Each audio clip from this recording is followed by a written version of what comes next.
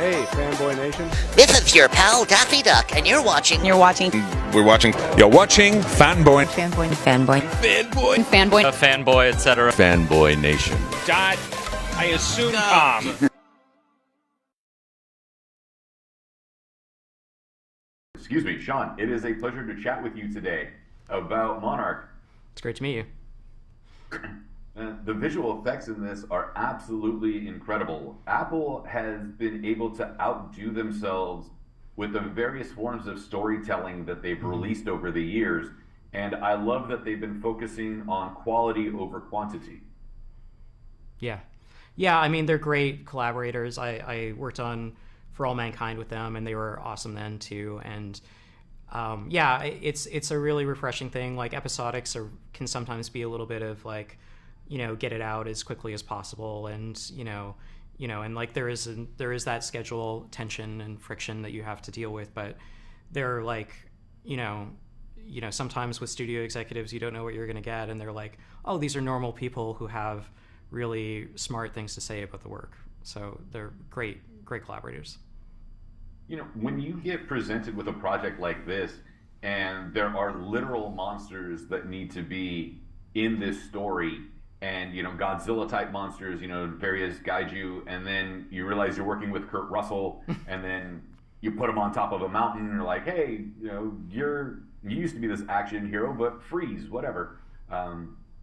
What is it like when you get presented with this stuff, and how does your mind work in taking what's on the written page, and then turning it into your own visualization of that, and turning it into something that most people would not have expected or extremely pleased with?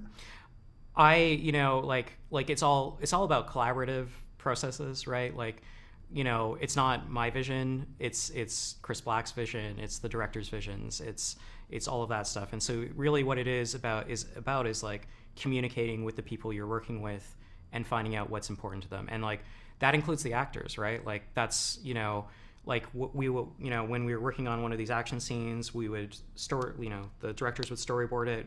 We would then take that, pre-visit, and then, we would show that to all the actors so that they knew what they were looking at. And then it'd be like,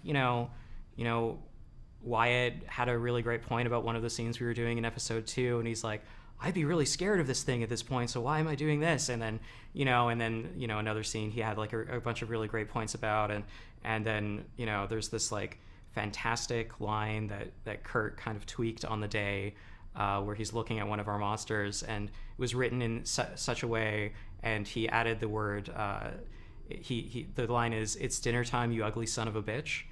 And he added this word ugly, and it's such a Kurt Russell moment, because it's not just like, he's not just like looking at it and like making a quip. He is describing the thing in front of him in some way, and like such a great way to make that feel a lot more real and consequential.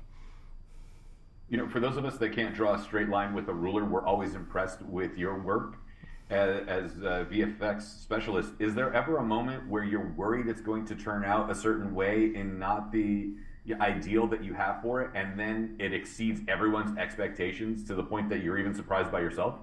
Yeah, I mean, like, this is the thing, like visual effects is a collaborative process, like all filmmaking is. We had, over 1,000 people work on this project in the visual effects department around the world at 15 different vendor studios that we subcontracted to do all this visual effects.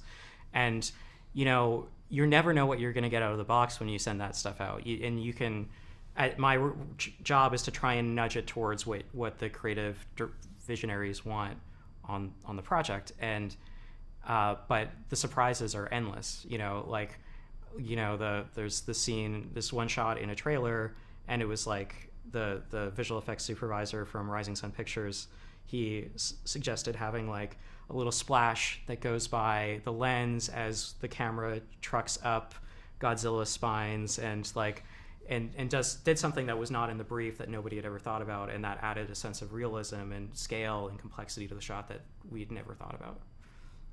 Sean, I could talk to you all day. Unfortunately, we've run out of time. I got to give somebody else a chance.